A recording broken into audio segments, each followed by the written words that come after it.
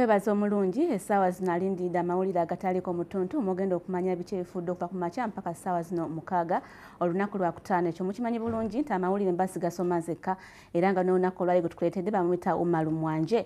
Ono nno yali eri wa Pastor Yiga oba kyekyamuddusayo tetwamanya naye ajja kuba atwegatako mu maaso awo ate atubuulire ki ekyamuddusayo na kiki essaawa zino kyaliko. Nze Sharifa Namuyomba okusomera amawulire agataliiko mu Ttuntu era nga tandise bwe nti mu bujjuvu. Emirimu gisanyaladde wano mu kibuga Kampala oluvannyuma lw'enkuba ekedde okutonnya mu bitundu eby'enjawulo. Emmotoka ezimu zitubidde n'emyala ne gibooga olwo kiviiriddeko abantu abamu okusigala nga balajana kubanga amazzi gano agamu gayingidde ate mu mayumba gaabwe. Abasasi baffe batalaaza ebitundu bya Kampala eby'enjawulo era bino bye batujjiddeyo. Enkuba ekedde okutonnya enkya ya leero egootaanyiza entambula mu bitundu bya Kampala eby'enjawulo era ng'abantu bangi basigadde bakaaba. Mu bitundu okuli Kabowa, Wangulu kunesembuule, omwala ogugatta ebitundu eby'ogubotose olwo amazzi ne ganjala mu kkubo ekiviiriddeko n'emmotoka okugwamu. Netufa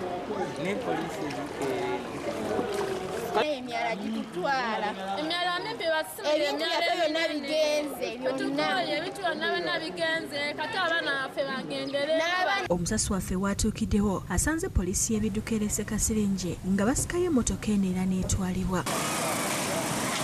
Mazzi gegatta n'oluguudo kati omuntu bw'ajja aba amanyi byonna kkubo agenda osala emmotoka ng'emukubayo buku gujjula ne gutwala n'emmotoka zaffe mapiki gagenda amagaali n'abantu bennyini gabatwaliramu oluusi. Piki eri omwo munda kati saawa eno wetwogerera. Kati mukoze mutya okugijjayo? Tetulina pulaani yonna. Palamenti eyogereko ku makubo gano okusinga okuleekaanira motoka ez'ebbeeyi ng'amakubo gabalemye okukola. Ffe tubadde wano omukazi nga bamuggyayo bambi n'omusajja motoka engejja eguddemu ng'amazzi gajjudde emotoka n'egenda eggwamu musajja n'alajjana ne bamutaasa. Naye kati gavumenti okuleekaanira ssente simanyi baggala motoka mpya baminisita nga n'amakubo gabalemye okukola bateekayo ebyuma. Tuli bantu bannayuganda. Embeera eno ereeseewo akalipagano k'ebidduka akamalidde ddala essaawa esubye 3 nga tewali motoka n'emu eseguka. Mu bakoseddwa akalipagano kano mwe mubadde ne Katikkiro Charles Peter Mayiga ng'ono abasirikale batuuse n'okuva mu mmotoka zaabwe okumukolera ekkuba era ng'abantu bamusabye okulondoola ensonga y'omwala guno.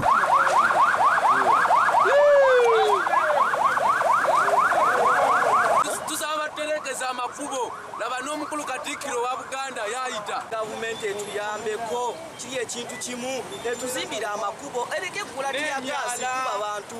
Singa mulala guno baguzimba nga mutereevu amazzi enkuba ne bwe yanditonye gandibadde gatambula ku sipiidi ey'amangu ne gateekwatira wano. Ne ku luguudo oludda Entebbe wabaddeyo akalipagano k'ebidduka oluvannyuma lw'amakuba gagatta ku Ntebbe Road okwanjalamu amazzi olwo buli omu n'atandika okutetenkanyawo okuyisa emmotoka ye. Bo abatuuze b'omunanshinga zooni awamanyiddwa ennyo nga ku Batabata n'Endeje mu lufuka zooni basatira olw'amazzi okwanjala mayumba gaabwe ne goonoona ebintu.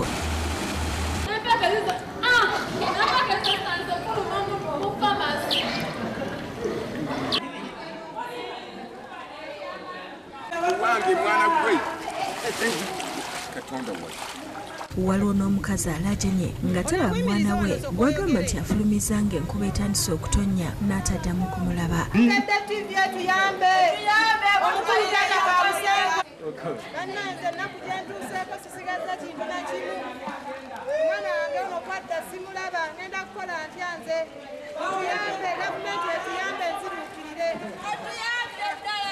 Abakolera emirimu egy'enjawulo mu bubanda amazzi gabatwalidde ebyabwe wabula ng'obuzibu butadde ku bannaabwe abazimba mu myalo olw'omukoka n'abulwawo okuyita. Yudaya Namyalo ne Buyondo William be bakusakidde eggulire lino ku lwa Bukedde TV.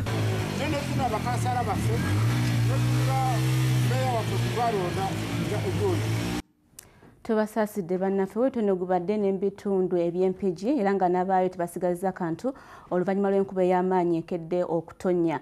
Bano ebitundu ebisinga okukosebwa biri mu muluka gw'eggolo mu mpigi. Katufuna ebisingawo ku ggulire lino. Yasudde emiti n'egwira n'ettooyi ate nga nawulira nti baagala kaabuyonjo. Ebyali bikoseddwa enkuba kuliko Bugonja, Buzirango, Bukasa, Buseera, Bukalangu n'ebirala ng'eno enju eziwera 50 zisigadde ku ttaka oluvannyuma lw'enkuba okutikkula obusolya ate endala ezimenyemenye neziuka ku ttaka zonna. Afunye obuzibu mu nkuba eyatonnya ekiro ky'olwaleero ng'obuzibu obwo empewo eyo mwabaddemu empewo nnyingi neegoya ebirime byaffe tubadde n'obutunda tubadde ne kasooli kiwuka kibadde kitutawaanya ate nene embeera bwejjidde yatandise kiro nsaawa nga 8 zabadde 9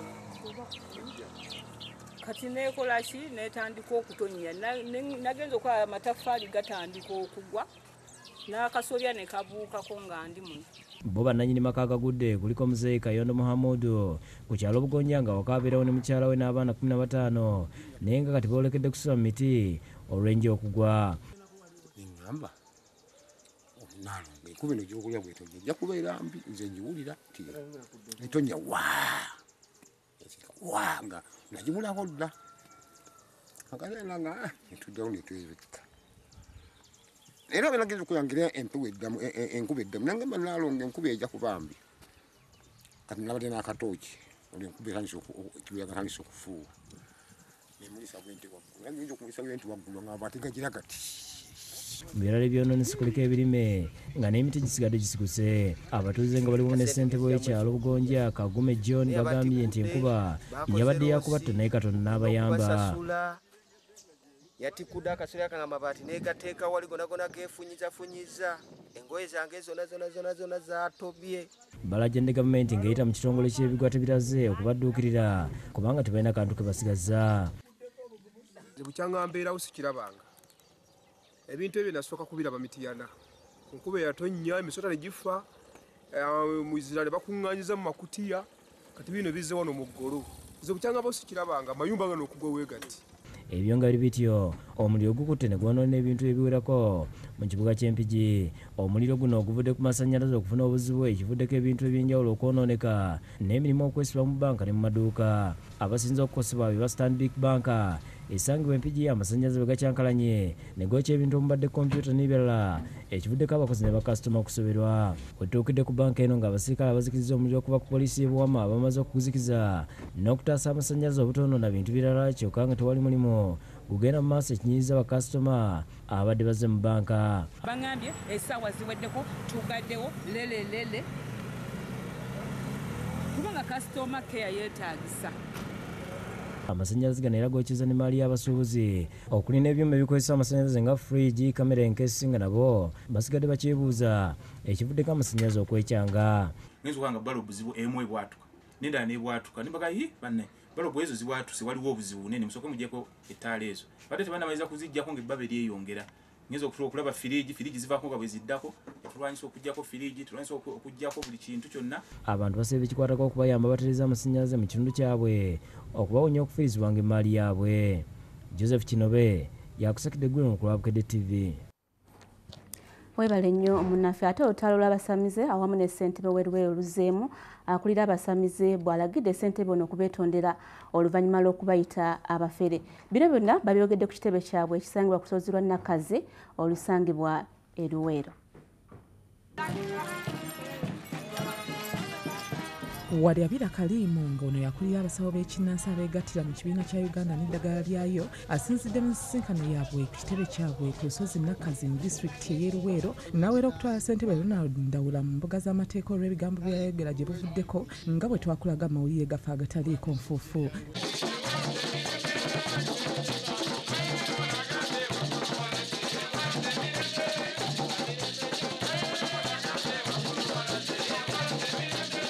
ssentebe Ndawula yayimiriza abasamize bonna obutaddamu kukwata by'okola mu disitulikiti eno ng'agamba nti bye bakola bya kifere ne batuuka n'okutunza abantu ebyabwe wano mu Luweero abagenzi bawabya n'abalala abawabya ne kyamani w'Eruweero kugamba nti aweze amayembe tasobola kuwera mayembe era nze ndowooza nti tabanyi wange oyo yawubwa amangu n'asalawo mangu mu busungu tasobola kuwera mayembe wali abira ategeezezza nti ekibiina kyabwe ekyetengeredde era pulezidenti Museveni abamanyi kuba bakolera wansi w'amateeka nga nabwe kityo Ndawula talina buyinza bubayimiriza era aliko omusamize amanyiddwa nga Kiwoto Kwagwa agobye ng'amulanga kwekulubeesa ne ssentebe Ndawula n'amuwa amawulire amakyamu abo abamuwabya nti amayembe tegaliiwo nga gwe naggala wano olwasooka ate naddamu ne yeekola ekyo kyali nyongera okumusazaamu wano mu busawo bw'ekinnansi Kiwoto Kwa obutaddayo okweyita musawo yenna oyo wanaaba mulaba ng'akola mumanye nti amateeka gamukwate kubanga yavaayo olwatu n'agamba nti babadde beekoza bwekoza era nga balimba abantu ne babajjako ssente teri mayembe. Wabula ssentebe Ndawula abategeezezza nti mukulembeze w'abantu bonna era ng'akola ebyo abalonzi be bye baagala so si kwetondera basamize. Embeera ye ey'okujja ku bantu obukadde 8 okutunda ebibanja byabwe kulya ente zaabwe embuzi zaabwe mu kwekwekamba omukwata amayembe ago agataggwayo kubanga gakwatibwa ebbanga ddene naye tegakendeera tegakola ki nze kwe kulowooza nti wayinza okubaawo embeera etali ntuufu etambulira awo. Ono ayongeddeko n'ategeeza nti si wakussa mukono okutuusa nga basamize bakomeza ebikolwa byabwe. Nze sirina kye neetonda kubanga Katonda bw'aleeta abakulembeze abawa n'amagezi ge bagenda okukozesa. Kati bw'aba nti Katonda yeyandeeta olwaleero nga n'amayembe Katonda yakinkozesa kubanga sifuga ku lwange nfuga ku lwa buyinza bwa Katonda. Ishaka Mugema yakusakidde eggulire lino akulira Bukedde TV 1. Man, nawulidde kino gundi wani ono Manule muyaliddewo ddemu wa Bigasa. Kyokka nga Bigasa oyo ddemu yamudda mu Sakala. Nawe kuzanya. Ddemu yankuba. Ddemu yankuba. Ankuba nabbi nga yakusangawo omusimu wangu nabbi senkubuulira italina musaayi nga wanoono fala kati wagambira awo tumala kwekebeza manki bugenda okukola tukukyusa okuvalikana naye nkowa yenna netabiri biba bibyo kati munsuulidde ki ate watugambyeko mbolire n'obiŋaŋala munzikundawo bukunzi ekintu kinsimba wano nabbi awo nabbi awo kizze wano kyali kyambusi kizze wano kukendewa awo nabbi awo kiruddewo naawo awo nabbi kivuddewo kikiridde mu kisambi kyoyogera kirala ate ne Mukama kyandaga kirala. kiki naawe nange nina endiga enkubye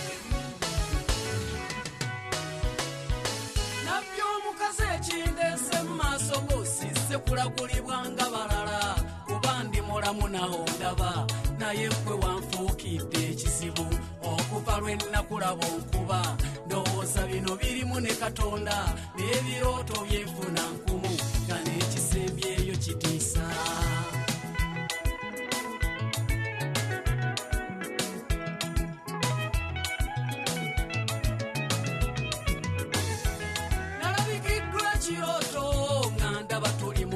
Batugatta oyo nandaga ekirala ng'oli mu kifuba kyange ompembejja terenda bw'otuzza otuukyange otuntwaliddeyo mu kinaabiro kati nabbi wa Katonda gwe kikyoli munda wabadde onjagaza bumulirivu naawe era ontutteke wammwe nembanga akubye endobo ku kasozi kuba nalabye si kyangu. Kumala ebiseera ebyo ebiseera ebyo naye mwatufeeramukko ye oli yeeyita nabbi naye nga ebiseera teyali kyokimanyi owaayi ebyo sibimanyi bulungi umale tukwaniriza webale kujja ku Bukedde TV 1 tugenda kusoma mawulire kati kambuuze olamala okuva pasita yiga nga amaze obbatuusa wemutuusa nemaane mumuddukako lwanki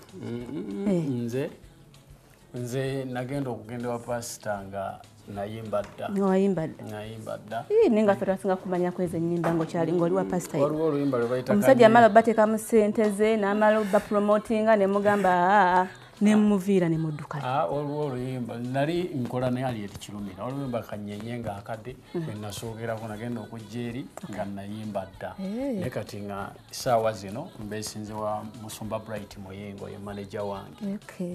Tukwaniriza nnyo kale ali ku Bukedde TV 1 yandiyagadde okumanya Mwanje yani Mwanje yakuyimbira omwana wa musajja TV y'omuddiiro ani asinga obwenzi nabbipa akafoolwo kanyenye nga akadde nga kati waliwo n'olupya lwe bayita njigiriza webazina polokoto bakuzaalawo banzaala Mpigi Mawokota bazadde bange omugenzi Haji Suleiman Mwanje ate omukyala bamuyita Nayiga Mariyamu ali awo Buziga. Okay.